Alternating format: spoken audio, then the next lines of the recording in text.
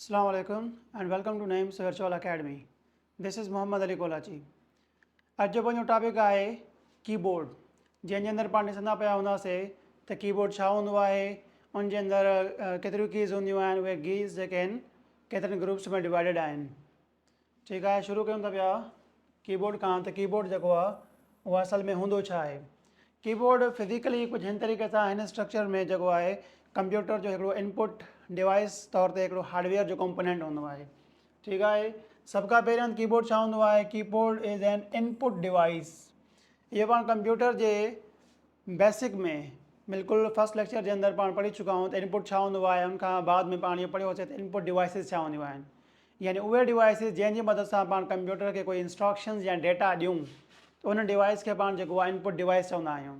ठीकु आहे, so keyboard बि जेको आहे उन इनपुट डिवाइसिस मां हिकिड़ी इंपॉर्टेंट तरीन हिकु तमामु एसेंशियल हिकु इनपुट डिवाइस आहे कंप्यूटर जे लाइ, use to interact with computer, जंहिंखे पाण इस्तेमालु कंदा आहियूं कंप्यूटर सां पंहिंजी इंटरेक्शन जे लाइ, कम्युनिकेशन जे लाइ। ठीकु आहे, जेको कीबोर्ड आहे it allows user to type text, numbers and symbols, commands etcetera. यानी पाण जेको कीबोर्ड आहे इन जी मदद सां कंप्यूटर खे न्यूमेरिकल टेक्स्ट, उनखां बाद में अल्फ़ाबेटिकल जेको आहे डेटा इनपुट करे ॾेई सघूं था पिया। उनखां बाद में different commands and different keys J combination सां पाण उनखे शॉर्टकट्स या उनखे शॉर्ट कीज़ वग़ैरह बि ॾेई करे कंप्यूटर खे डिफरेंट क़िस्म जो इंस्ट्रक्शंस ऐं डेटा प्रोवाइड करे सघूं था पिया, ताकी उहो असांजो डिफरेंट प्रोसेसिंग करे डिफरेंट रिज़ल्ट्स असांजे ख़्वाहिश जे मुताबिक़ असांखे ॾिए। ठीकु आहे, हाणे असांजो जेको कीबोर्ड आहे उहो इम्पॉर्टेंट छो आहे। इहो इम्पॉर्टेंट आहे डेटा एंट्री करण जे लाइ, प्रोग्रामिंग जे लाइ, गेमिंग जे लाइ ऐं सिस्टम कंट्रोल जे लाइ।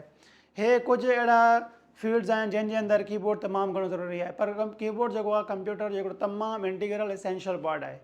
कीबोर्ड खां सवाइ कंप्यूटर हली वेंदो, लेकिन कंप्यूटर खे तव्हां कंहिं बि इफेक्टिव कम जे लाइ, कंहिं बि सही कम जे लाइ सही तरीक़े सां तव्हां इस्तेमालु न करे सघंदा आहियो। बल्कि ईअं सम्झो त कंप्यूटर जो जेको राइट हैंड आहे उहो कीबोर्ड हूंदो आहे। कीबोर्ड खां सवाइ कंप्यूटर अधूरो हूंदो आहे।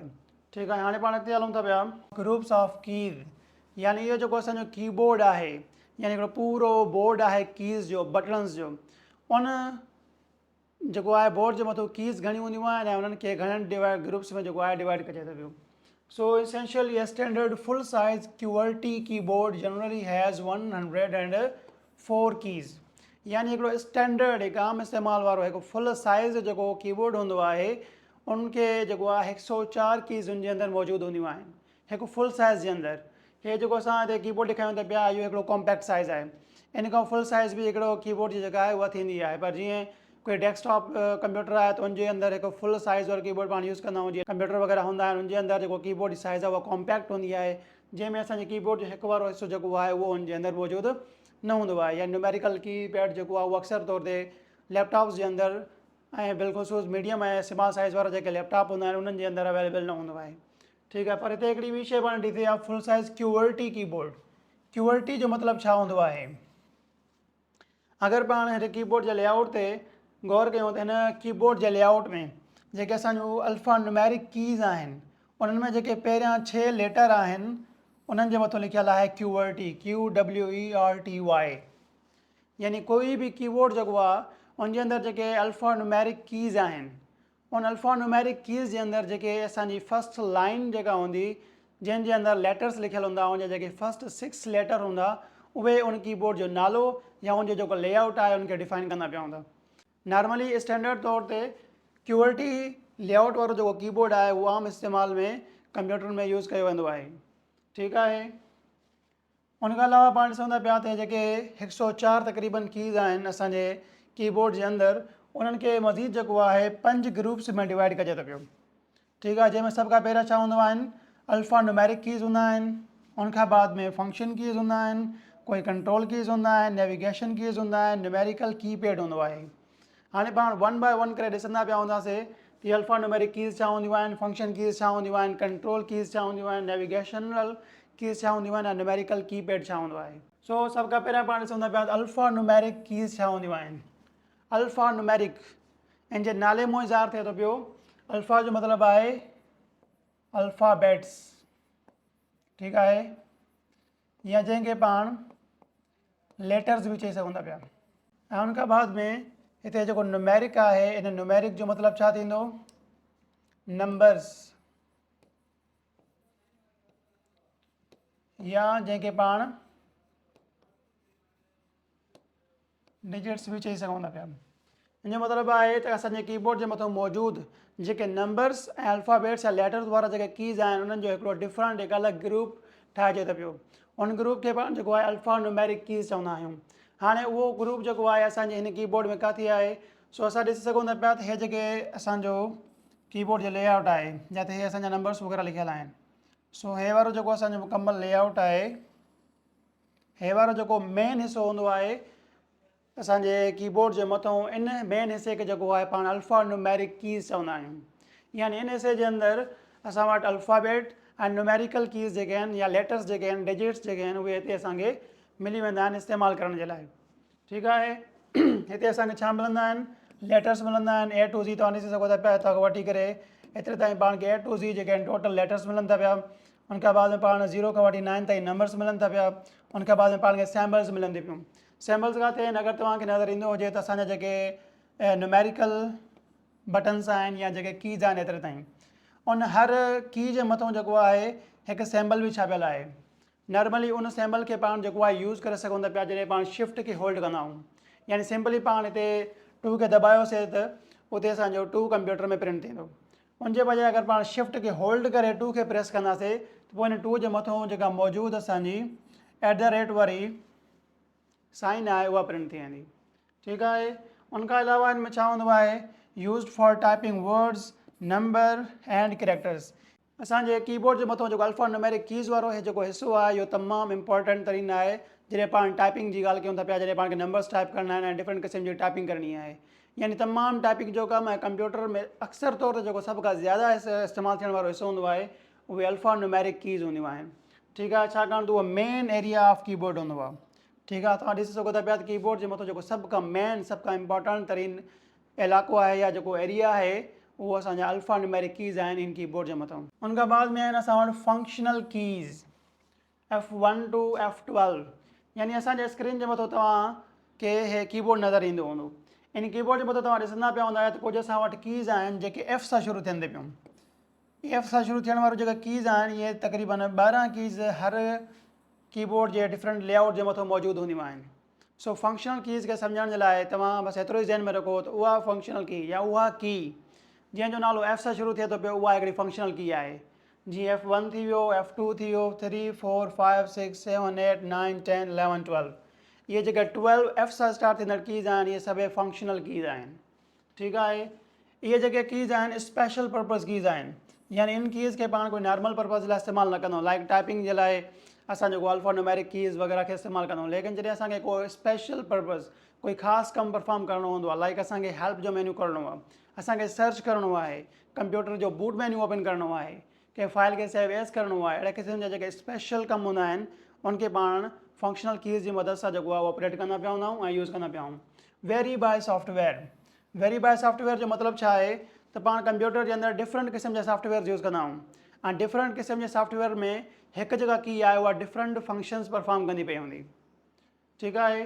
जीअं नॉर्मल तौर ते पाण ॾिसूं त अगरि F1 खे पाण दॿायूं त नॉर्मली F1 जेको आहे उहो हेल्प मेन्यू खे ओपन कंदो आहे। तव्हां कंहिं बि कंप्यूटर जे अंदरि कंहिं बि सॉफ्टवेयर में तव्हां बीठा हुजो त उते इहो कमु थींदो आहे। उनखां बाद में अगरि तव्हां कंहिं बि फाइल जे मथां हाईलाइट करे या उनजे मथां क्लिक करे अगरि F2 खे दॿाईंदा आहियो त तव्हां उन फाइल खे रीनेम करे सघो था पिया। उनखां बाद में F3 ते प्रेस करे तव्हां पंहिंजे कंप्यूटर जे अंदरि कंहिं बि फाइल खे फाइंड करे सघो था पिया। इवन दो तव्हां कंहिं ब्राउज़र में बीठा उते बि तव्हांखे कुझु फाइंड करिणो आहे त तव्हां F3 खे दॿाए करे उन शइ खे फाइंड करे सघो था पिया। उनखां बाद में आहे F5 फॉर रिफ्रेश। यानी रिफ्रेश करण जे लाइ शॉर्टकट तौर ते तव्हां F5 खे दॿाईंदा ऐं तव्हांजो कंप्यूटर जेको आहे उहो रिफ्रेश थी वेंदो आहे। F9 for boot menu. F9 जा डिफरेंट सॉफ्टवेयर में डिफरेंट इस्तेमालु हूंदा आहिनि। इवन दो सभिनी कीज़ जा डिफरेंट सॉफ्टवेयर जे अंदरि डिफरेंट इस्तेमालु थी सघनि था पिया। लेकिन जेको F9 की आहे इन जो हिकिड़ो निमाया वैल्यू इहो आहे त जॾहिं बि असां कंप्यूटर जो बूट मेन्यू ओपन करणु चाहियूं था पिया, कंप्यूटर जी जेका विंडो आहे उनखे बूट थियण खां पहिरियां, लाइक जॾहिं पाण विंडोज़ वग़ैरह कंदा आहियूं त उते पाण अक्सर कंप्यूटर जेके आहिनि उन्हनि जे अंदरि F9 की सपोर्टेड हूंदी आहे। कंहिंजे अंदरि F10 बि हूंदी आहे, 11 बि हूंदी आहे, 12 बि हूंदी आहे। लेकिन मैक्सिमम कंप्यूटर्स जे अंदरि मुख़्तलिफ़ वेरिएंट्स जे अंदरि जेको आहे F9 खे पाण प्रेस करे कंहिं बि कंप्यूटर जो बूट मेन्यू ऑन करे सघूं था पिया। अहिड़े तरीक़े सां पाण F11 खे प्रेस करे फुल स्क्रीन जो व्यू जेको आहे पंहिंजे कंप्यूटर में ऑन करे सघूं था पिया। ऐं पाण F12 खे दॿाए करे सेव एज़ जो डायलॉग बॉक्स ओपन कंदा आहियूं। लाइक वाइज़ तव्हां कंहिं MS वर्ड जे अंदरि बीठा आहियो, तव्हां का फाइल ते कमु कयो था पिया, उन फाइल खे सेव एज़ करिणो आहे। सेव ऐं सेव एज़ में छा फ़र्क़ु आहे उहो पाण MS वर्ड जो जेको पंहिंजो कोर्स आहे उनजे अंदरि कवर करे चुका आहियूं।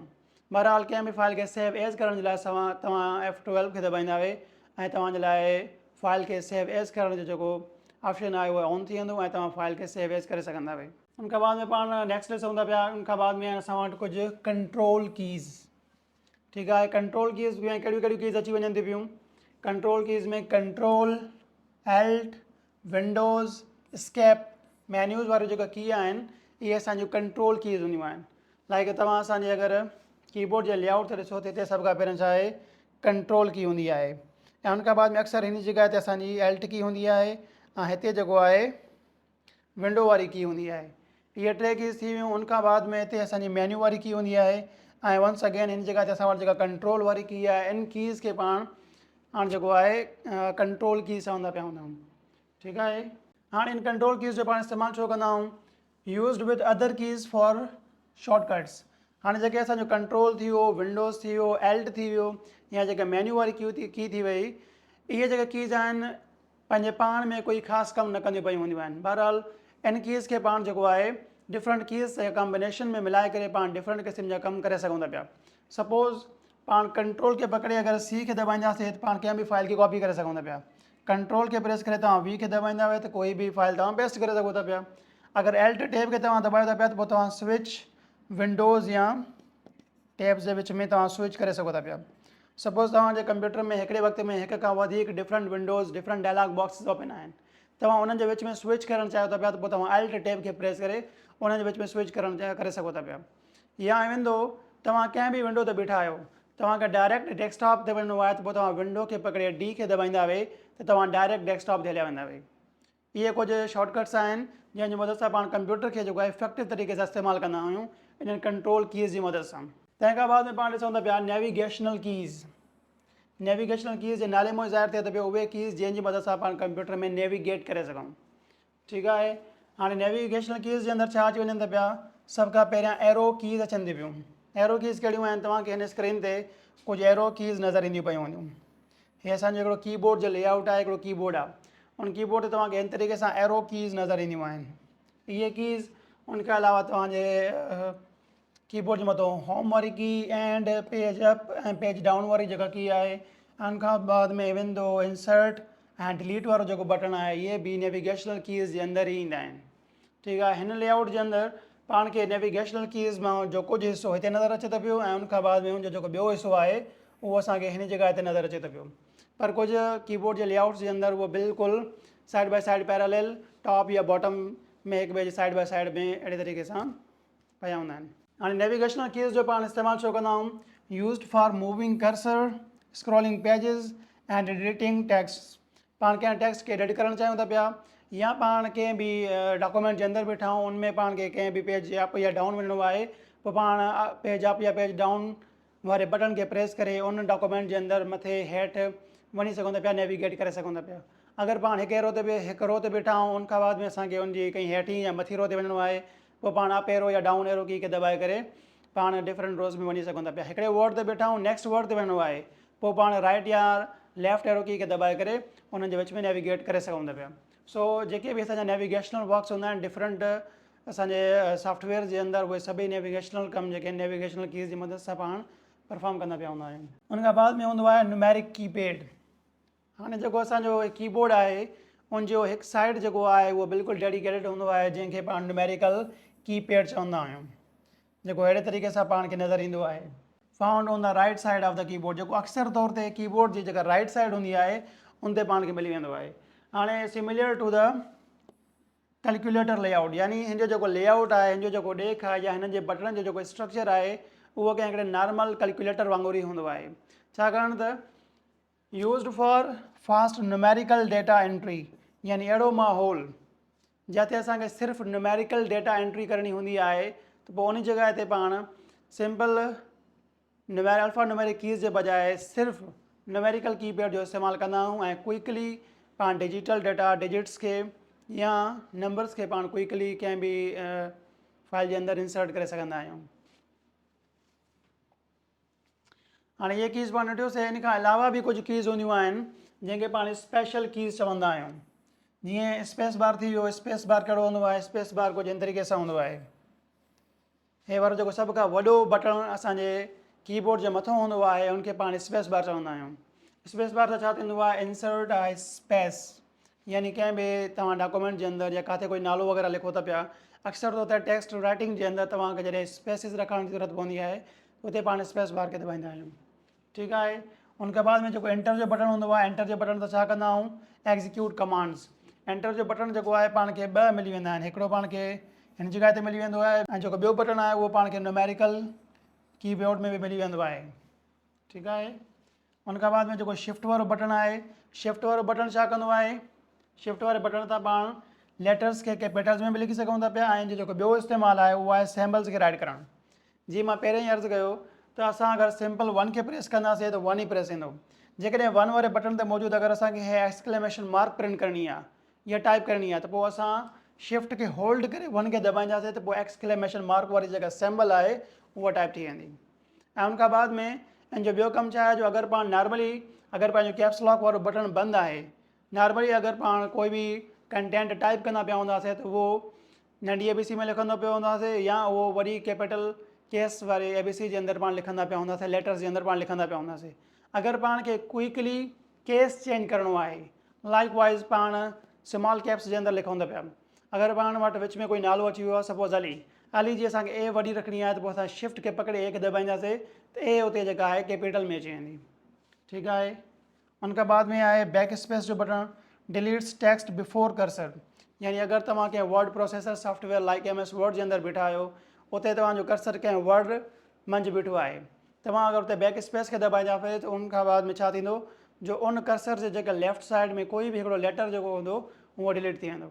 अगरि तव्हां कंट्रोल खे पकड़े बैक स्पेस खे दबाईंदा हुए त पोइ उन कर्सर जे लेफ्ट साइड में हिकिड़ो पूरो वर्ड जेको आहे उहो डिलीट थी वेंदो। सो इहो हुयो पंहिंजो कीबोर्ड। उमेदु आहे तव्हांखे सम्झ आयो हूंदो। मिलूं था कंहिं नेक्स्ट लेक्चर में। एतिरे ताईं पंहिंजो तमामु घणो ख़्यालु रखंदा एंड थैंक यू।